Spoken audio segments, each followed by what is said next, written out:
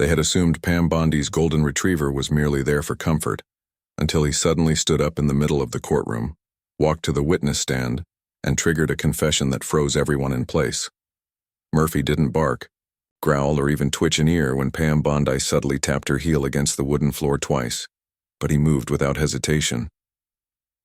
The golden retriever rose from his relaxed position beside the defense table, his leash still loosely draped from Bondi's hand slipping off without resistance. He walked calmly, too calmly, across the courtroom, weaving between rows of chairs until he reached the witness stand. Then, without a sound, he sat directly in front of Malcolm Behrens, the prosecution's star witness. No one spoke. Judge Gregory, Watkins was mid-sentence, but the second Murphy sat and locked eyes with Behrens. The judge's mouth hung slightly open, caught in silence. The court reporter's fingers slowed. Even the bailiff, who had been standing at the back with his arms folded, leaned forward, narrowing his eyes. Behrens stiffened, his throat bobbing. He looked down at the dog, then back up at Pam Bondi. She didn't move. She simply stared at him and waited. "What is this?" the prosecutor whispered to his assistant, but no one answered. Behrens shifted, in his seat. His hands, which had been resting calmly on the Bible just moments ago, now gripped the edges of the witness box. I need a minute," he muttered, barely audible. Judge Watkins frowned. "You're under oath, Mr. Behrens. If you're feeling unwell, the court can—" But Behrens cut him off. "I wasn't supposed to say anything, but I was pushed to change the timeline. I didn't want to. It wasn't my idea." Dead silence. The prosecutor's mouth dropped open. The gallery erupted in gasps. A juror looked around, unsure whether to stay seated or react. The judge raised his hand. "Mr. Behrens, are you saying your sworn statement was falsified?" Behrens couldn't meet anyone's eyes. "Partially, yes." It was as if someone had taken a hammer to the trial. Everything cracked. Every assumption, every plan, every carefully crafted point fell apart in an instant. Pam remained motionless, her expression unreadable. Murphy slowly turned his head and walked back to her, settling at her feet once again. She stroked his back once. No words, no gestures beyond that. The room felt as though it were still in freefall. Judge Watkins blinked hard and leaned back in his chair, collecting his thoughts. "We're taking a recess effective immediately. Bailiff, clear the courtroom. Counsel to sidebar." Murphy licked his paw. The courtroom emptied in slow motion. Phones were already out. Reporters whispered feverishly, and no one, not a soul, had an explanation that made sense. Because on the surface it seemed like a woman gave a secret signal to her dog, and that dog exposed a lie that could change the entire outcome of the trial. Was Murphy trained to detect deception? Had Bondi set this up, knowing the pressure would crack the witness? Or was it just an impossible coincidence? No one could say for certain, but something had shifted in that courtroom, and it wasn't going back to normal anytime soon. But before any of that made sense, people started asking the one question no one expected to matter. How did Pam Bondi end up here in the first place? 2 days earlier, the parking lot behind the Duval County Courthouse in Jacksonville, Florida, was already packed before 8 a.m. The press vans were out early, their satellite dishes raised like antennas on bugs. Inside, in courtroom 4B, things were quiet for the moment. Pam Bondi walked through the rear security entrance, holding Murphy's leash loosely in one hand and her briefcase in the other. Her expression was tight, focused as always, but anyone paying close attention would have noticed something else. She didn't look like someone preparing for a typical day in court. She looked like someone waiting for a crack in the window. "Morning. Miss Bondi," said Officer Tran as she checked her badge. "Hey, Tran," Pam replied, giving a nod. "Murphy's got his ID badge, too." The officer chuckled as he leaned down to pat Murphy gently on the head. "Best behaved dog we've ever had in here." Pam gave a small smile, but it didn't quite reach her eyes. Murphy didn't wag his tail. He stood calmly beside her, focused like he was already listening to something the rest of them couldn't hear. In courtroom 4B, the air was different. You know that feeling when you walk into a room and everyone's already made up their mind about you? That's what it felt like. Though Pam's client, Dominic Renselli, sat waiting at the defense table, pressed suit, anxious eyes, tapping one foot like a metronome, Dominic had been a regional development director at Cora Trust, a private investment firm based out of Tampa. The fraud allegations against him weren't small, nearly $12 million in manipulated asset evaluations. But the weird part? Dominic hadn't tried to flee, hadn't deleted a single file, hadn't even loitered until a week after the story hit local news. "Did you sleep?" Pam asked as she sat down next to him.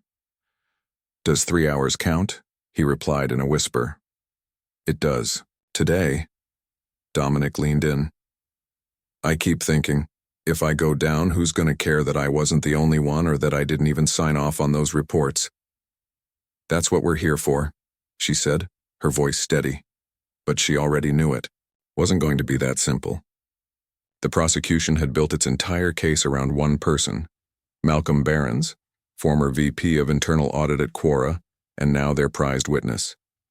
The man had flipped early, promised full accounting, and positioned himself as the moral compass of the case from the start. Something about Behrens didn't sit right with Pam.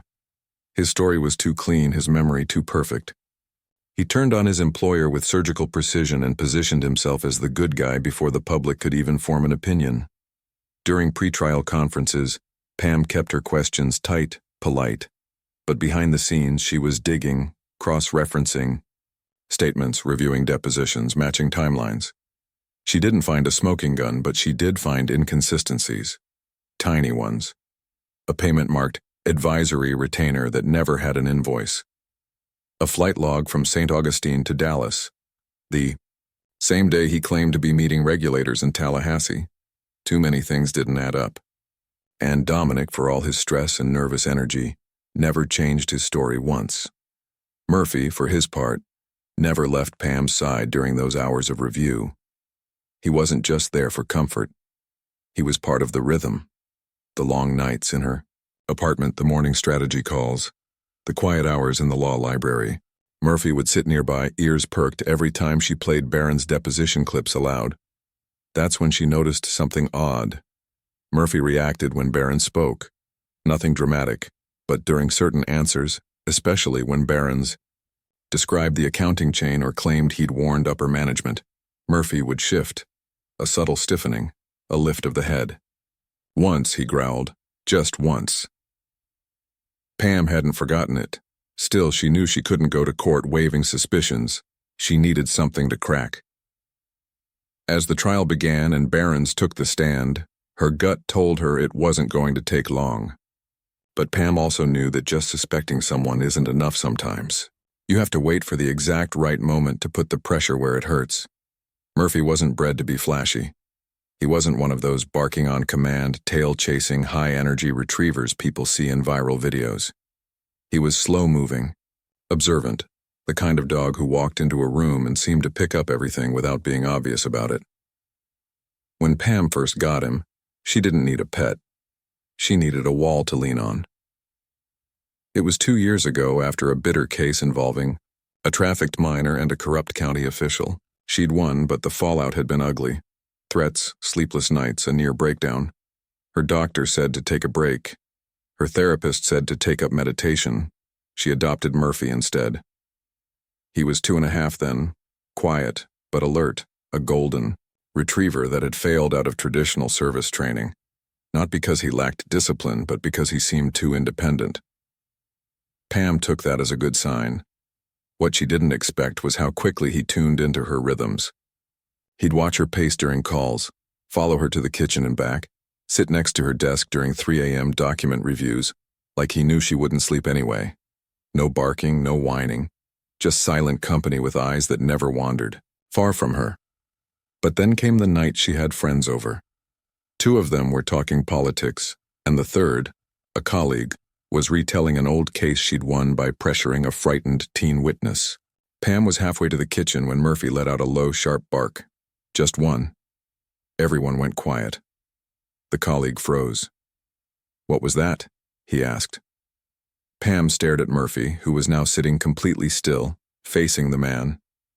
Not aggressive, not playful, just still. She brushed it off. Everyone did. But 2 weeks later, she found out that same colleague had been under investigation for witness tampering. That moment started to eat at her. It happened again 6 months later. This time during a deposition, Murphy had come to the office because Pam's assistant was homesick. The deputy had been a key figure in a misappropriation case, seemed nervous but cooperative. Then he said something about a missing invoice, claimed he'd never seen it. Murphy, lying beneath the conference table, lifted his head and growled just a low rumble.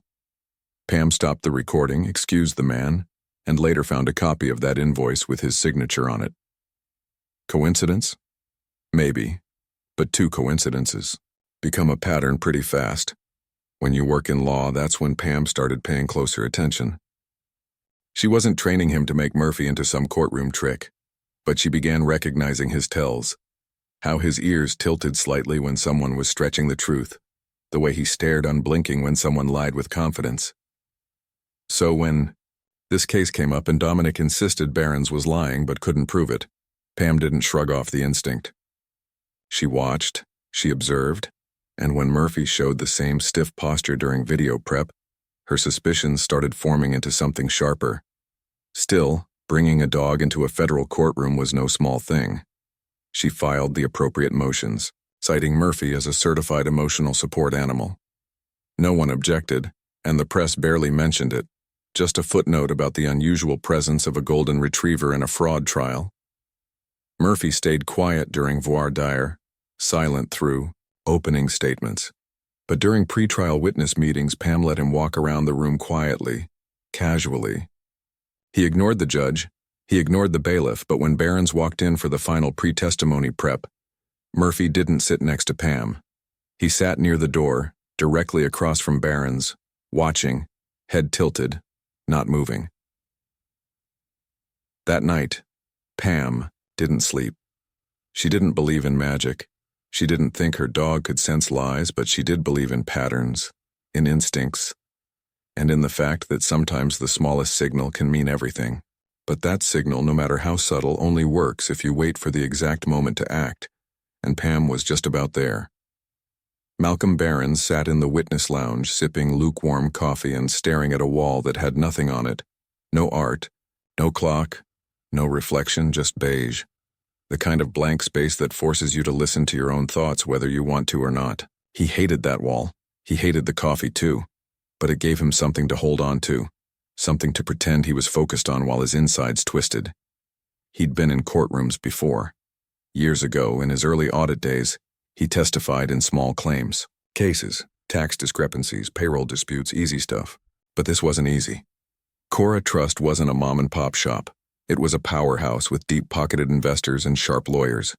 He had been the VP of Internal Audit for almost 4 years, and had known the numbers didn't add up for at least 2. So why hadn't he said something sooner? Because I was afraid, he muttered under his breath. He wasn't the villain in this story. At least that's what he kept telling himself. He wasn't the one who had falsified quarterly filings or coached junior analysts to hide expenses.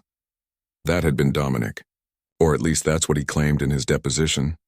The problem was that wasn't entirely true.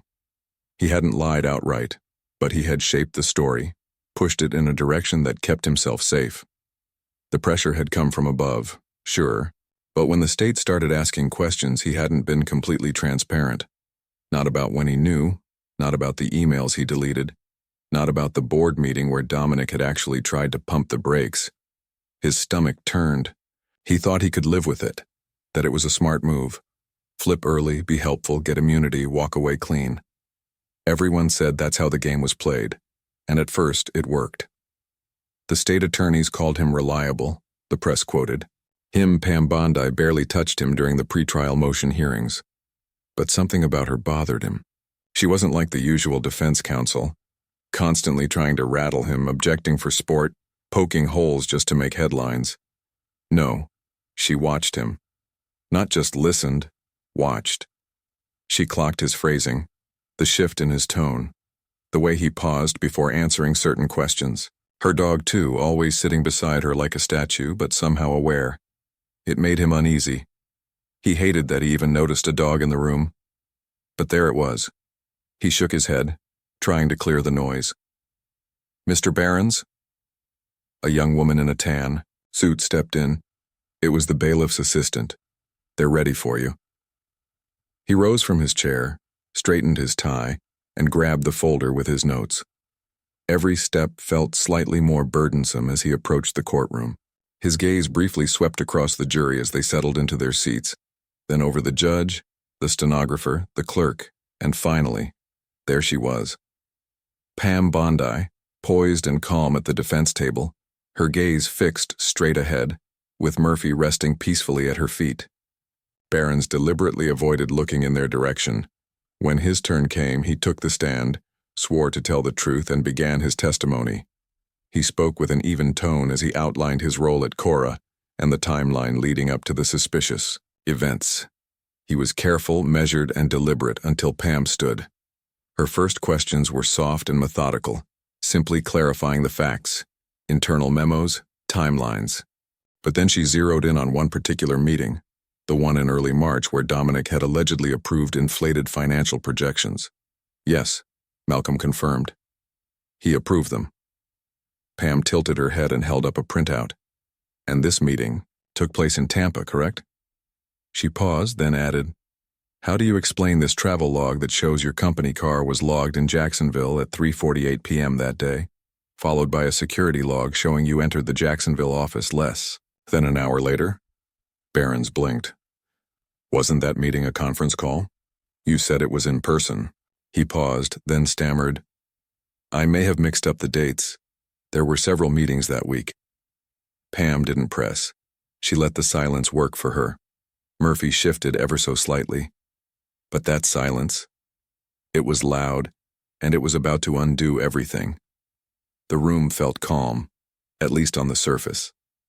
Jurors were attentive, but none seemed overly anxious. The clerk continued typing at a steady pace. The prosecutor tapped his pen, apparently confident that they had weathered the slip-up with the travel log.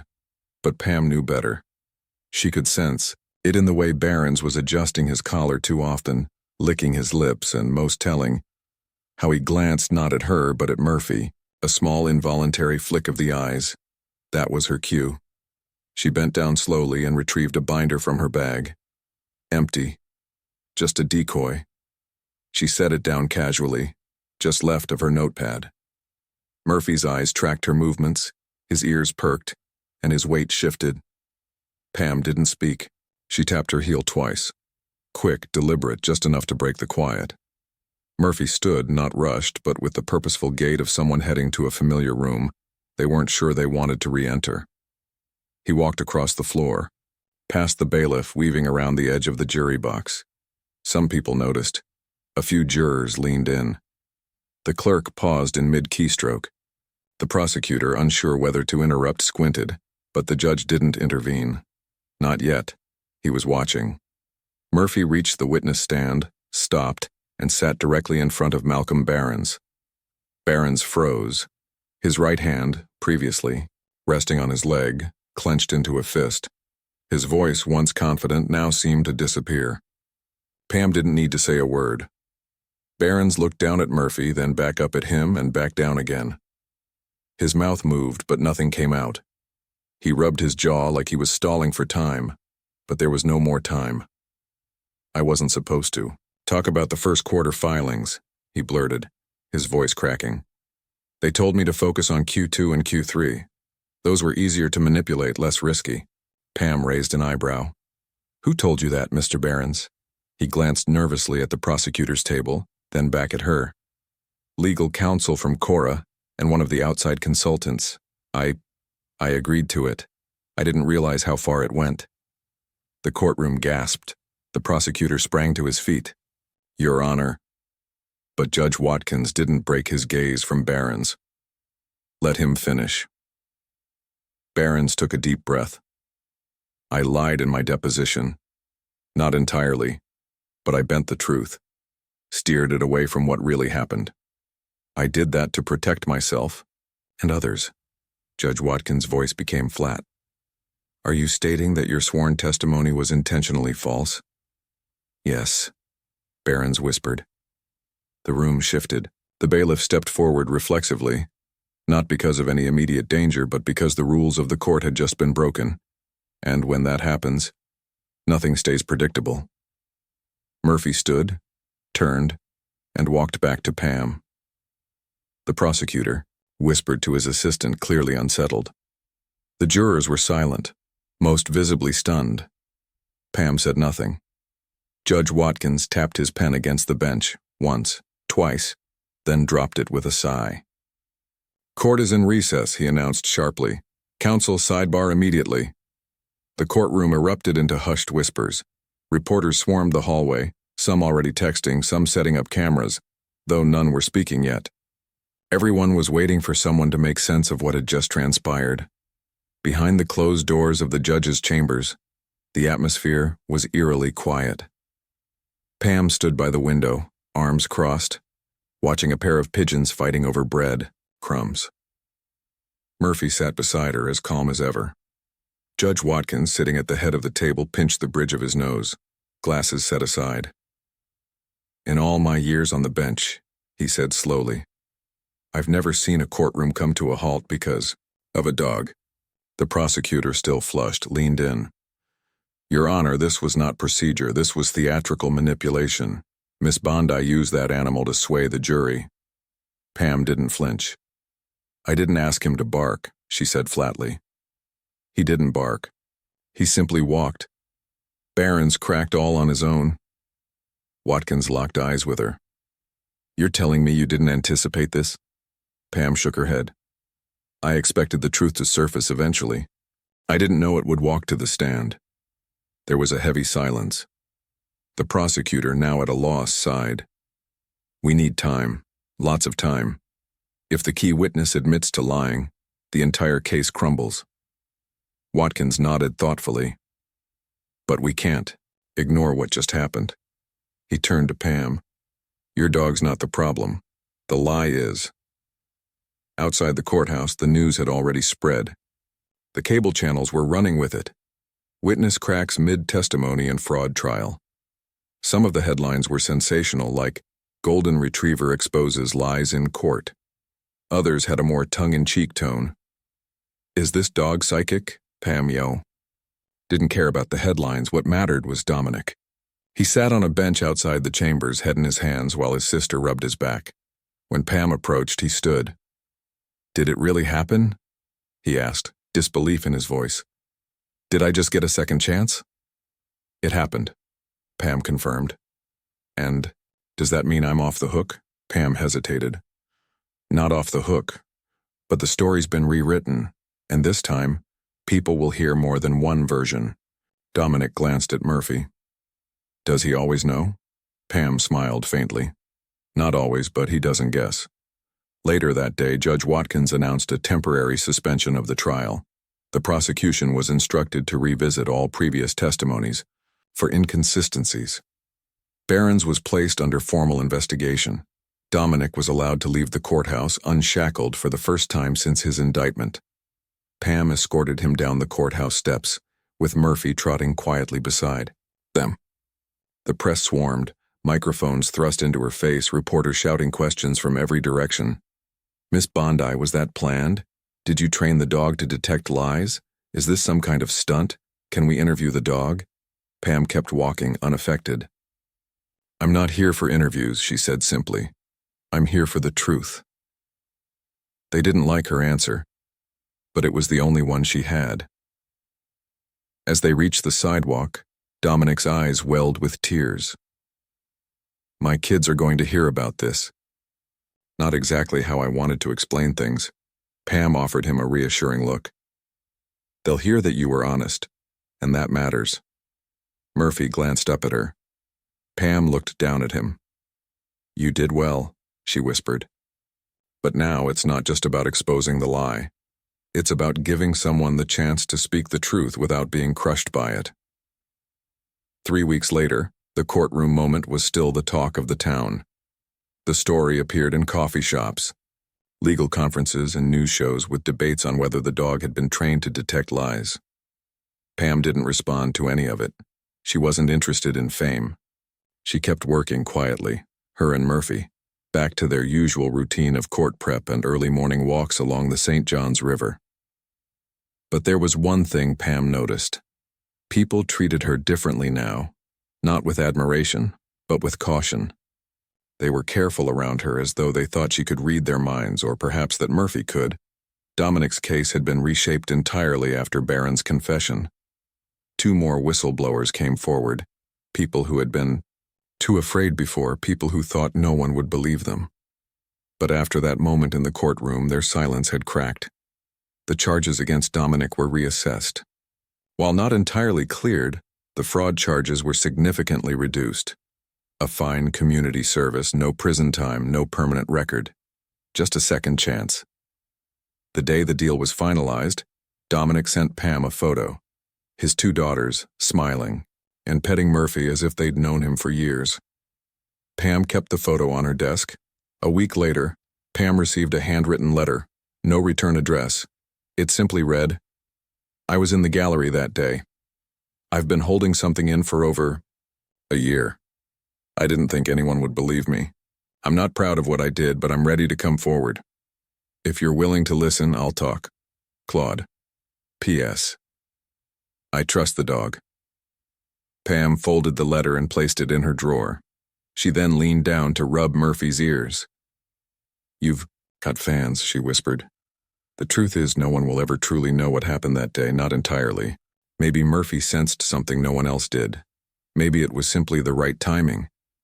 But that's not what people remembered. They remembered a moment when silence broke, when a polished narrative unraveled, and one witness, flawed, scared, and guilty, finally spoke the truth, all because of a dog. And maybe, just maybe, because someone in that room was willing to listen and wait for the truth to come out. And that perhaps is the real lesson. Truth doesn't always need fireworks. Sometimes it needs stillness. Someone who waits, someone who listens, someone who knows when something isn't right even if they can't explain why. So ask yourself this: how many lies have you ignored because they were more comfortable? And who in your life might be quietly trying to tell the truth?